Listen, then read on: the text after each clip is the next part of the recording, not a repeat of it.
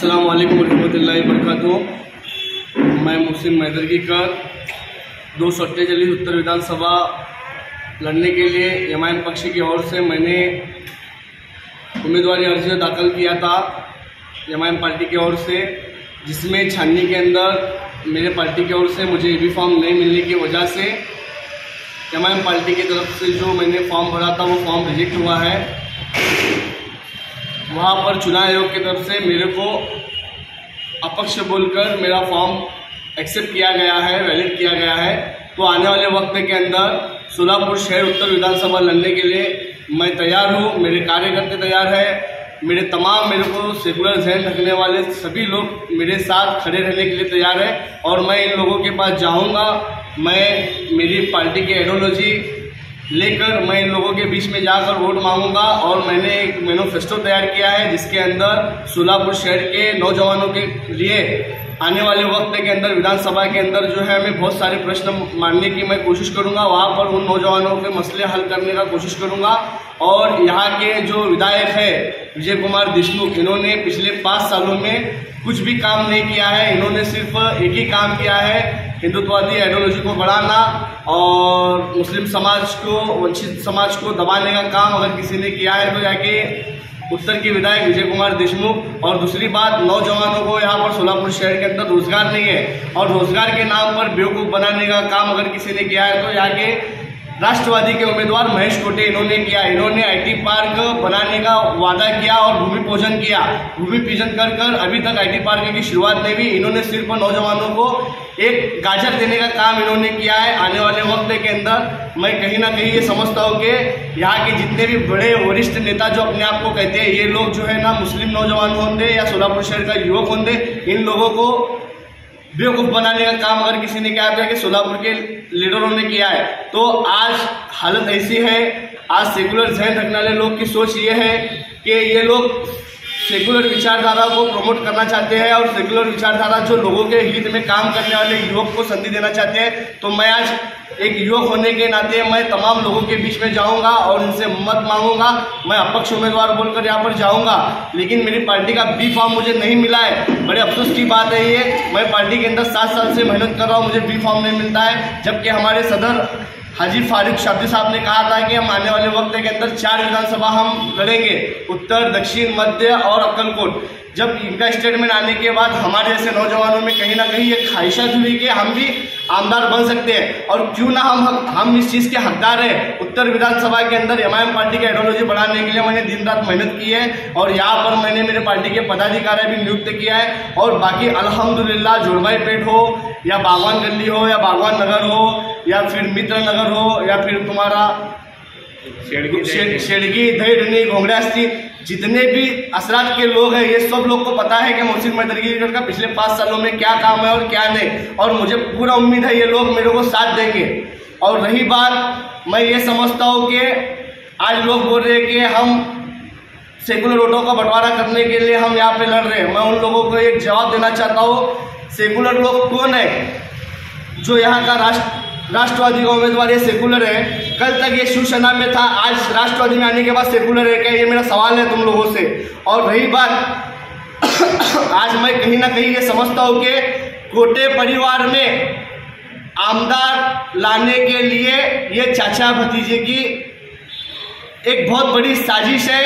मैं मेरे तमाम मुस्लिम लोगों से ये कहना चाहता हूँ, इनकी साजिशों को समझिए और आने वाले वक्त के अंदर आप लोग मुझे मौका दीजिए। मुझे बस इतना ही कहना है, ये दोनों कोटे एक ही बाजू के 2 नानी, जिस नानी कहते हैं वैसे इस तरह से ये दोनों कोटे हैं। एक तरफ हमारी पार्टी देवेंद्र कोटे के खिलाफ लड़ती है, एक तरफ हमारी पार्टी शहर मध्य के अंदर जो माँ विकास आघाड़ी के उम्मीदवार है उसके खिलाफ लड़ती है। तो फिर मोहसिन मैदरगीकर क्यों ना लड़े? मैं बीजेपी के साथ भी लड़ूंगा, राष्ट्रवादी के उम्मीदवार के साथ भी लड़ूंगा और मेरा लड़ना तय है और इंशाल्लाह मैं लड़ूंगा। क्योंकि इन दोनों ने, महाविकास आघाड़ी हो या महायुति हो, इन दोनों ने सिर्फ मुस्लिम समाज का वोट लिया है। लेकिन जब जब बात मुसलमानों पर अत्याचार हुआ, जब मुसलमानों पर जुल्म हुआ, ये लोग सामने आकर कभी हमारी हुकूक की लड़ाई लड़े नहीं, कभी हमारे फेवर में आकर एक स्टेटमेंट नहीं दिया। हमारे नबी के शान में गुस्ताखी हुई। कभी ये सेकुलर नेता जो अपने आप को सेकुलर कहते हैं, हमारा वोट चाहिए इनको, कभी आकर ये लोग हमारे लिए बात किए नहीं। तो मैं तमाम उत्तर की विधानसभा में रहने वाले मेरे मतदाताओं से यही कहना चाहता हूँ, मैं सभी धर्म सभी जात के लोगों की बात करूंगा और सभी लोगों का प्रश्न छुड़ाने का काम करूंगा। मैं एक युवक हूँ, मुझे संधि दीजिए। मैं तुम्हारे जैसा एक सर्वसामान्य नागरिक, मैं एक किराए के घर में रहने वाला कार्यकर्ता हूँ। मेरी भी ख्वाहिश है कि मैं आमदार बन सकूँ और मैं तुम्हारे दर्द को समझने वाला हूँ। ये पैसे वाले नेता तुम्हारे दर्दों को समझने वाले नहीं है। तो बस मैं यही कहना चाहता हूँ, तुम लोग मेरा साथ दीजिए। इंशाल्लाह मैं आपके लिए लड़ूंगा। मैं सभी जात सभी धर्म के लिए लड़ूंगा। मेरे दलित भाई के लिए, धनगर भाई के लिए, वंचित भाई के लिए, मेरे जितने भी मेरे लिंगायत समाज के मेरे जितने भाई हैं उनके लिए, सबके लिए लड़ूंगा और इंशाल्लाह एक बेहतरीन मिसाल कायम करूंगा इंशाल्लाह आने वाले वक्त के अंदर। अल्हम्दुलिल्लाह मेरे एमआईएम के जितने भी कार्यकर्ता है उन्होंने मेरे को कहा है कि मोहसिन भाई पिछले 7 साल से तुमने एमआईएम पार्टी को बढ़ाने के लिए दिन रात मेहनत की है और अल्हम्दुलिल्लाह पार्टी बढ़ाने के लिए आपने काम किया है। तो मेरे एमआईएम के सभी जाके पदाधिकारी हो या कार्यकर्ता हो, ये लोग चाहते हैं कि अगर आप अपक्ष भी हो तो क्या हुआ, लेकिन आपकी आइडियोलॉजी आपके पार्टी के साथ है। और मेरे दिल में मेरे सदर राष्ट्रीय अध्यक्ष बैरिस्टर असदुद्दीन ओवैसी साहब की मेरे दिल में मोहब्बत है और मेरे इम्तियाज जलील प्रदेश अध्यक्ष इनसे भी मोहब्बत है। मेरे पार्टी के सदर हाजी फारूक साहब के साथ इनसे भी मोहब्बत है। मेरे पार्टी के सभी कार्यकर्ताओं पर मेरी मोहब्बत है और उनकी भी मोहब्बत मेरे ऊपर है। और अल्हम्दुलिल्लाह मैं अपक्ष उम्मीदवार बोलकर उनके सामने जाऊंगा, वोट मांगूंगा और इंशाल्लाह ये लोग मेरा साथ देंगे। सर अभी फिलहाल अल्हम्दुलिल्लाह वो मेरे सदर है मेरे पार्टी के। मैं इंशाल्लाह आने वाले वक्त के अंदर एमआईएम पार्टी के हमारे उम्मीदवार हाजी फारूक शाब्दी साहब का काम करूंगा और पूरी ताकत से काम करूंगा। और फारूक शाब्दी साहब को आमदार बनाने के लिए मैं इंशाल्लाह उत्तर विधानसभा लड़ रहा हूँ और मुझे उम्मीद है इंशाल्लाह मैं यहाँ से लड़ूंगा, फारूक शाब्दी मध्य से लड़ेंगे, हम दोनों जीत के आएंगे।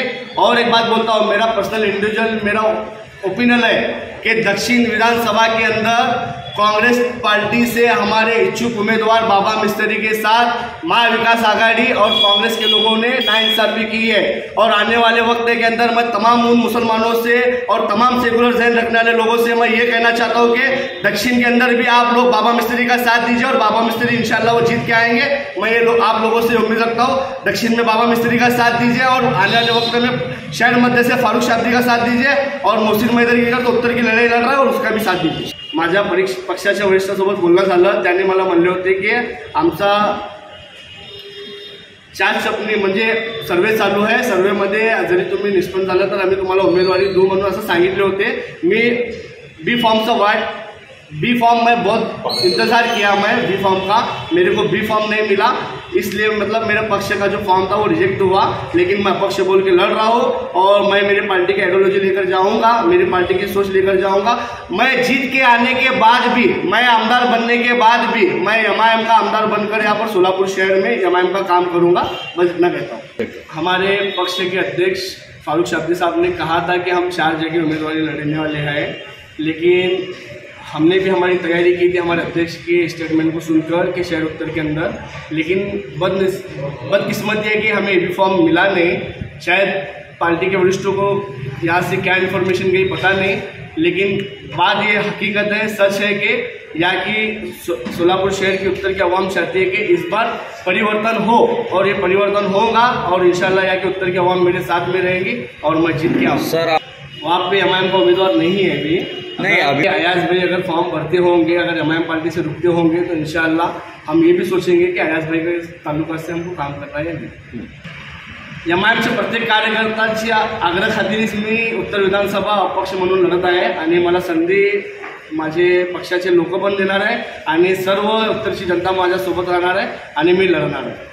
आमचा उमेदवारच नाही तर मग मला बी फॉर्म मिळाला नाही ना, मी एमआईएमचाच उमेदवार आहे हो, मला बी फॉर्म मिळाला नाही काय, मी एमआईएमचाच उमेदवार आहे, मला बी फॉर्म मिळाला नाही। माझे एमआईएम पक्षाचे सर्व कार्यकर्ते माझ्यासोबत राहणार, माझं काम करणार, मला निवडून पण आणणार हे मला खात्री आहे। मी पक्षासोबत बंडखोरी केलेला नाही। सर्वात प्रथम तुम्हाला सांगतो, बंडखोरी कधी असते, जेव्हा माझा पक्षाचा उमेदवार इथं आहे किंवा आमचा पक्षाचा अलायन्स कोणासोबत असेल तेव्हा बंडखोरी असतात। हे बंडखोरी म्हणता येत नाही। मी पक्षाचा निष्ठावान कार्यकर्ता आहे, पक्षाची विचारधारा घेऊन जाऊन मी लढणार, 100% विन होणार।